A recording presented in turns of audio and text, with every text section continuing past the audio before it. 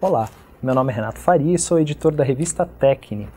Hoje eu vou conversar com a engenheira Cristiana Furlan Caporrino, que é sócia-diretora da empresa de projetos Furlan Engenharia e Arquitetura e diretora de engenharia da Avante Construtora Corporativa.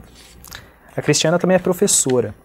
Ela dá aula na graduação e na pós-graduação da Fundação Armando Álvares Penteado, a FAAP, em São Paulo. Ela está lançando o livro Patologia das Anomalias em Alvenarias e Revestimentos Argamassados da editora Pini.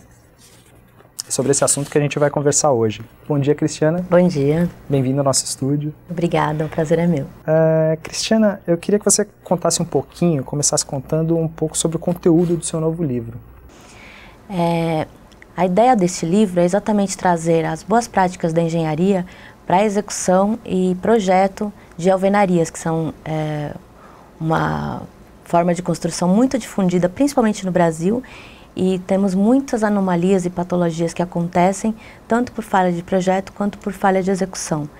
E o que me inspirou a trazer esse assunto foram exatamente as aulas na pós-graduação que eu ministro, que a disciplina é homóloga, e quando eu fui montar o material, eu senti uma carência muito grande de bibliografias e de temas sobre esse assunto.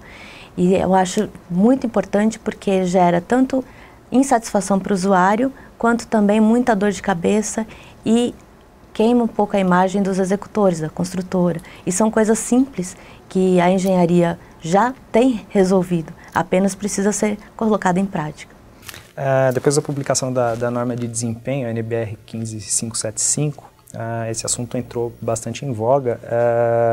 Eu queria falar um pouquinho de revestimentos argamassados de fachada, principalmente. As anomalias, elas são muito comuns, elas aparecem com bastante frequência. Qual a parcela de culpa do projeto nesses problemas? A parcela de culpa do projeto é muito grande. Os projetos, eles não prevêem, na sua grande maioria, tá, uma forma rápida de escoamento do fluxo d'água de fachadas. Além de também, muitas vezes, não estar especificado a pintura ou o revestimento correto. Ele deve ser hidrofugante. Então, a gente percebe muito em fachadas, ainda hoje, muitas manchas que são provocadas por proliferação de micro-organismos, principalmente fungos, que fica aquelas manchas escuras ou esverdeadas até em fachadas. E isso poderia ser evitado se o projeto especificasse corretamente os materiais. E os fatores ligados à execução? Quer dizer, com o que os construtores eles precisam se preocupar? São duas coisas principais. Suprimentos, porque muitas vezes, apesar de estar especificado o produto correto, na hora da compra, por economia, compra-se um similar ou não o produto adequado, tá? E principalmente treinamento de mão de obra. A mão de obra no Brasil é muito despreparada. Então, às vezes, tendo até o material correto, a execução sendo feita não conforme as recomendações do fornecedor, não adiantou nada. Então, acaba aparecendo as anomalias da mesma forma. E quanto à manutenção? Se o usuário ele segue algumas práticas recomendadas pela construtora, é possível aumentar a durabilidade dos revestimentos de fachada, por exemplo. Quais são as recomendações mais importantes nesse sentido? Manutenção é muito importante e hoje as construtoras entregam o manual do usuário, onde tem as práticas de manutenção preventivas, tá? E principalmente culturalmente no Brasil, ainda acha-se que é caro fazer a manutenção, mas muito mais caro é fazer o reparo. Então essa manutenção preventiva é muito importante, principalmente o que a gente chama do revestimento que está exposto mais às intempéries, que é a pintura, que é o acabamento, o último, né? Ela tem que estar sempre intacta, porque a partir do momento que ela começa a se deteriorar ou se é substituída por uma pintura que não é adequada, ela começa a interferir, as anomalias começam a penetrar nas camadas mais internas, aí podendo afetar tanto as camadas internas de revestimento, indo para a alvenaria e até para a estrutura. Então esses reparos se tornam muito mais caros. Então a manutenção é essencial e sim, evita e melhora muito o comportamento das edificações. Tem que prestar atenção no manual do usuário. Com certeza. Quem usa argamassa industrializada tem menos problema com revestimentos? Sem dúvida. Tudo que vem da indústria, se tiver certificado, reconhecido pelos órgãos responsáveis, a gente tem um controle de qualidade. Então a gente tem certeza do que está sendo aplicado. Mas reitero a importância do treinamento da mão de obra. Então, apesar de comprar o produto industrializado, seguir todas as recomendações do fabricante, e aí com certeza os problemas são minimizados. Tudo que é feito, desenvolvido em obra, o controle de qualidade ou é nulo ou é muito baixo. Então os problemas já começam a aparecer a partir daí.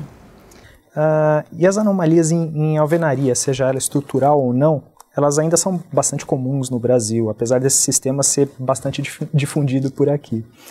Pela sua experiência, quais são os problemas mais frequentes que você encontra nas obras? O que mais se vê são fissuras e trincas, tá?